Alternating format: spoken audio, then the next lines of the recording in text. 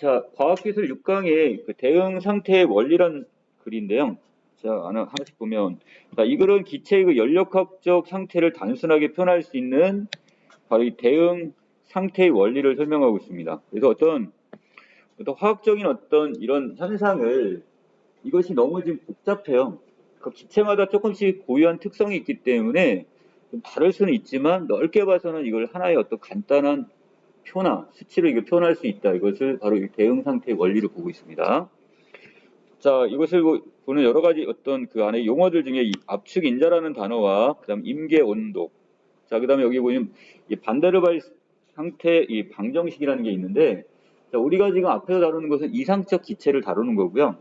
여기 아래에 있는 이 반데르발스 상태 이 방정식은 이건 실제 기체를 다루는 방정식이기 때문에 조금 달라요. 그래서 이것을 지금 좀 더 쉽게 단순화시켜서 우리가 표현하는 방법을 지금 알아보려고 하는 겁니다. 자, 그러면 과학에서는 각 상황을 설명하는 개별적 이론이나 법칙도 중요하지만 그 가능한 많은 상황에 대해서 하나의 이론이나 법칙으로 간단하게 설명하는 자, 이것이 더 가치가 있는 경우가 있어요. 각각 하나하나들의 특징을 다 따로따로 세부적으로 설명하는 것도 중요하겠지만 이런 기체들의 공통적인 어떤 성질이나 이걸 하나를 묶어서 설명하는 방법이 어떨 땐 좀 더 가치가 있을 수 있다는 얘기야. 자, 물질의 온도, 압력, 부피 등의 열역학적 변수를 이용하여 개를 기술하는 학문인 바로 열역학에서도 예외는 아닐 겁니다. 자, 그래서 열역학적 변수들의 상관관계에서 대응 상태의 원리가 바로 여기에 해당이 되는데요. 여기서 먼저 대응이란 말은 자, 자, 여기서 연력학적 변수를 특정한 값으로 환산함을 의미하며 그다음에 대응 상태의 원리는 다양한 종류의 기체의 연력학적 상태를 단순하게 설명하는 것. 이걸 대응 상태의 원리다 이렇게 보시면 되겠네요. 자, 다음과 같은 간단한 실험을 합니다. 자, 예를 들어 실린더에 기체를 채웠어요. 그리고 피스톤을 누르게 되면 이때 어떻게 될까요? 실린더 내부에 있는 부피가 감소를 하겠죠. 압축이 되면서 자, 그러면 압력은 반대로 증가를 하게 될 겁니다. 자, 또 한 가지 방법. 실린더 부피를 일정하게 유지를 합니다. 자, 여기서 온도를 이번에는 높이게 돼요. 자, 그러면은 자, 실린더 내부의 압력이 증가를 합니다. 자, 방법이 좀 다르죠? 하나는 지금 부피를 감소시킴으로써 압력을 증가시키는 방법을 썼고요. 또 하나는 부피는 그냥 일정하게 유지해 놓고 나서 온도를 높임으로써 내부의 압력을 증가시키는 방법을 썼어요. 자, 이때 개를 이루는 기체 압력, 몰당 부피, 또 절대 온도의 상관계를 방정식으로 표현한 것을 바로 뭐라 한다? 기체의 상태 방정식이다 이렇게 얘기합니다. 자, 이때 이상 기체의 경우는 이상 기체 상태 방정식인 자, 여기서 잘 기억해 놓으세요. 자, P 압력 P 곱하기 그다음에 여기 있는 몰당 부피 V M 이것은 R 곱하기 기체 상수 곱하기 절대 온도 이렇게 표현을 했습니다. 이건 맨 마지막 지문에서 또 한번 써먹어야 돼요, 지금. 자, 여기서 여러분들이 주목할 거는 이상 기체라고 그랬어요. 실제 존재하는 기체가 아니라 우리가 지금 어떤 이상적으로 지금 어떻게 하는 거? 머릿속에 떠올리는 하나의 기체 형태를 얘기하는 겁니다. 자, 그래서 자, 이때 기체 상수 R은 자, 기체의 어떤 종류와 상관없이 동일한 값을 지니게 되므로 이것을 우리는 보편 기체 상수라고 표현을 했습니다. 자, 이걸 결국 어떻게 해? 실제 어떤 기체가 아니라 이상적 기체, 가상적인 어떤 기체를 가지고 이렇게 지금 설명을 한 거예요, 지금. 자, 실린더 내의 분자의 수가 매우 적어서 여기는 개의 부피에 분자 자체의 부피가 기여하는 바가 매우 작고 분자 간의 상호작용이 무시할 만하면 자, 이상 기체 상태 방정식은 매우 유용하게 쓰일 수가 있을 겁니다. 자, 다시 한번 갈까요? 실린더 내에 분자의 수가 매우 적어야 돼요. 그리고 개의 부피에 분자 자체의 부피가 기여하는 바가 매우 작아야 돼요. 부피가 작으니까 분자 수가 적으니까 부피에 크게 관여하지 않는단 말이야. 또 매우 작고 분자 간의 상호적 작용이 무시할 만해. 분자 간의 거리도 멀고 얘들끼리 분자 수도 지금 어떻게 작다 보니까 서로 큰 상호적 영향을 줄 수가 없어요. 자, 이렇다면 이상 기체 이 상태 방정식 매우 유용하게 쓸 수 있지만 자, 그런데 우리 현실에선 그렇지가 않죠. 지금 여러분들이 지금 이 공간 안에도 지금 여러 가지 원소로 차 있단 말이에요. 기체 원소로 해가지고. 그렇다면 자, 실제 기체는 이러한 이상 기체 상태 방정식의 정확성이 떨어지게 됩니다. 자, 따라서 자, 이상 기체 상태 방정식을 실제 기체의 분자 간의 상호작용 및 분자의 자체 부피를 고려하여 자, 반영해서 이 보정한 게 바로 뭐냐? 이 반데르발스 상태 방정식과 같은 기체의 상태 방정식이 제시가 됩니다. 자, 그렇다면 이 반데르발스 상태 방정식은 실제 기체를 계산하는 방정식이 되겠죠. 자, 거기에 비해서 위에 있는 이상 기체 상태 방정식은 실제 기체가 아니라 우리가 가상한 어떤 추상적인 그 기체에 대한 방정식이라고 보시면 될 것 같아요. 자, 밑으로 내려갑니다. 실제 기체가 이상 기체와 다른 정도를 나타내는 개념 중에 하나가 바로 압축 인자인데요. 자, 이 압축 인자란 어떤 기체의 몰당 부피를 이상 기체의 몰당 부피로 나눈 것. 자, 제가 이걸 그냥 임의로 x, y로 좀 정리해 놨는데요. 자, 먼저 x는 이상 기체의 몰 부피를 자, 분자로 놨고요. 자, 그 다음에 y. 자, 이게 실제 기체의 몰 부피를 제가 y로 놨습니다. 자, 이렇게 해서 이 두 개가 자, 여기서는 압축 인자는 어떻게 구한다고요? 자, 여기는 x분의 y를 해가지고 자, 여기는 실체 이 기체. 자, 이것이 자, 이상 기체 몰 부피로 나눴을 때 정도.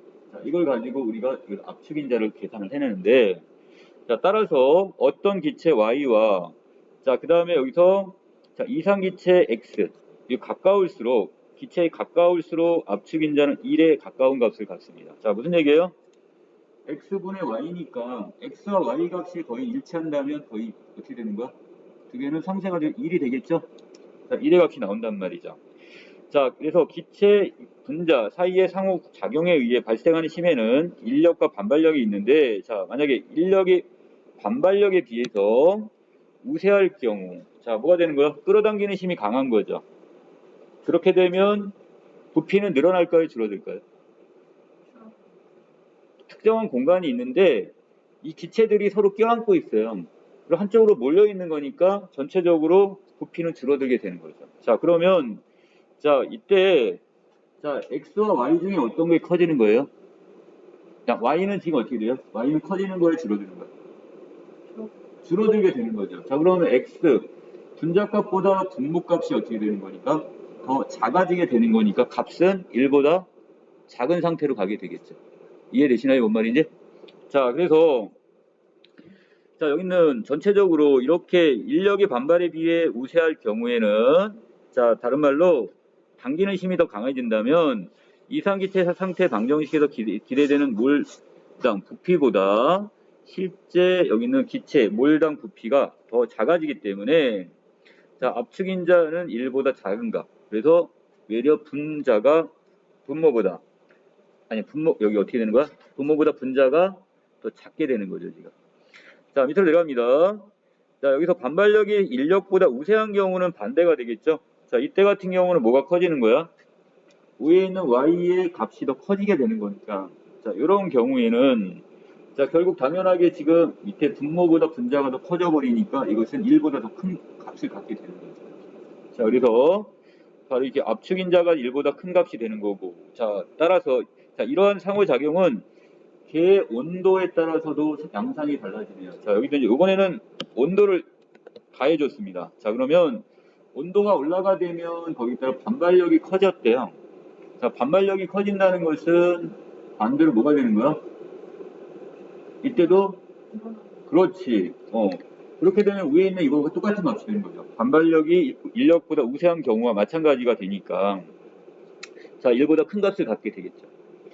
자, 그래서 자, 특정 온도 이상에서는 이 압력의 전 영역에서 반발력이 인력보다 우세하게 됩니다. 자, 이때 이 특정 온도를 우리는 뭐로 한다? 자, 이걸 보일의 온도다 이렇게 이야기합니다. 자, 이거 기억해 놓으셔야 될 거예요. 특정한 온도가 있는데 이 이상이 되면 압력의 전 영역에서 반발력이 인력보다 우세하게 된다. 자, 이렇게 되면서 압축 인자보다 큰 값, 1보다 큰 값이 나오게 된다. 자, 그 다음에 자, 이렇게 이것을 보일의 온도다 이렇게 얘기했고요. 자, 압축인자의 유용성은 복잡한 실제 기체의 상태 방정식을 이용하지 않고도 자, 어떤 물질의 압축 인자만 알고 있다면 자, 물질의 이 부피를 바로 알 수가 있다는 점. 자, 이걸 지금 여기서 이야기하고요. 자, 이러한 온도에서 일정한 온도에서 기체의 압력과 그다음 몰당 부피의 값은 자, 여기서 서로 하나의 값이 커지면 다른 하나가 감소하는 관계를 갖게 돼요. 자, 그러나 자, 실제 기체의 경우는 자, 여기서 특정 온도 아래에서는 이러한 반비례가 성립하지 않아요. 자, 이게 바로 조금 이따 이렇게 아래로 나오는데 바로 임계 온도라는 게 여기 설정이 되는데 이게 계속해갖고 이게 어느 정도 이게 반비례 관계가 성립을 해야 되는데 특정 온도보다 아래로 내가려면 이것이 기와 기체 상태였던 애가 액체가 되면서 이 상태가 변하면서 이게 문제가 생겨요 지금. 자, 그래서 가령 이산화탄소 기체를 실린더에 채운 후 자, 여기 실린더 내부의 부피를 줄여가는 경우 자, 그림을 생각해 보면 이때 부피와 압력의 관계를 살펴보면 특정 온도 이상에서는 압력과 부피 사이에는 자, 위에 반비례 관계가 성립을 해요. 자, 그래서 압력이 증가하면 그만큼 어떻게 되는가?